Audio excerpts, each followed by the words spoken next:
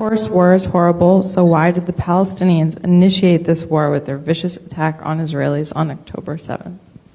Well, they didn't. They didn't.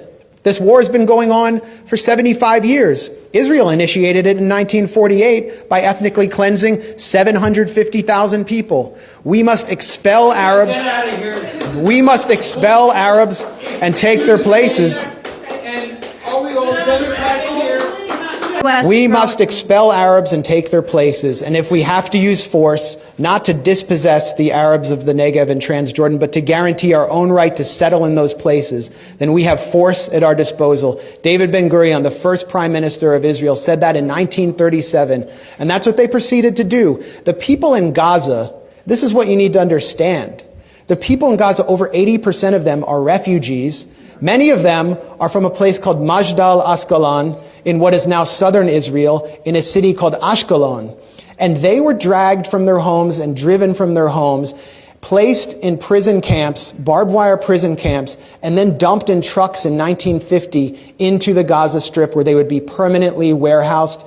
And then Israel proceeded to move Arab, Jewish refugees and Russians into Ashkelon to prevent them from ever coming back, and pass laws to prevent Arabs, Palestinians, from being able to return to their homes. 750,000 were ethnically cleansed. For 18 years, the remaining Palestinians, 100,000, were internally displaced inside Israel. The remaining were put under military rule. They were under military occupation until 1966. Then in 1967, Israel violently, in a war it initiated, occupies Gaza, occupies the West Bank, occupies the Sinai Peninsula, the Golan Heights in East Jerusalem, and then invades Lebanon in 1982, attacking Palestinian refugees there, puts Gaza under siege in 2005. No one can get in or out without Israeli military permission. We must kill and kill all day, every day. That's according to Arnon Sofer, an Israeli government consultant who helped devise the siege of Gaza. For years, Israel would not allow certain chocolates and A2 paper into Gaza. And then they began these brutal military assaults, which they call mowing the lawn.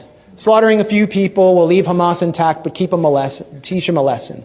And I talked to you about those assaults that took place on Gaza. So this didn't come out of a vacuum. You're not going to be able to hold people under siege, to cut them off from the world, and then expect them to just play along. That doesn't mean that I celebrate what happened on October 7th. It should have never had to happen. The reason it happened is because of the Israel lobby here, the genocide Democrats and the genocide Republicans who deny the Palestinians any right to have rights. And it's the right to have rights that defines you as a citizen. They're citizens of nothing. And now we see what Israel really thinks of them, really thinks of their children. Gaza has become a graveyard for children, according to UN Secretary General Antonio Guterres. So this didn't start on October 7th, and it's not going to end when there's a ceasefire.